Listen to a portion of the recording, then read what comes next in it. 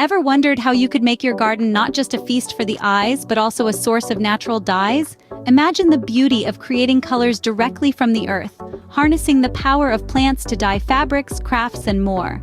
Natural dyes have been used for centuries across different cultures, intertwining art with nature in a truly magical way. What if we told you that you could cultivate these magical color-creating plants right in your backyard? Yes, you heard it right. Your garden could be your next art palette. Imagine the magic of cultivating your own selection of herbs that can be transformed into vibrant natural dyes. First on our list is the marigold. This beautiful flower is known for its golden hues. Plant them in full sun and well-drained soil, and you'll have a source of brilliant yellow dye in no time.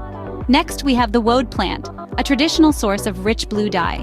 It thrives in a variety of soils and conditions, making it a versatile addition to your dye garden. And let's not forget about beets. They're not just for salads anymore. These can be grown in cool temperatures and offer a gorgeous shade of pink when used as a dye. To extract the dye, simply harvest the plant, crush it, and simmer it in water. The resulting liquid is your natural dye, ready to color your world. With these herbs, your garden becomes a source of beauty, not just visually but also creatively. Imagine the joy of creating a piece of art with dyes from your own garden.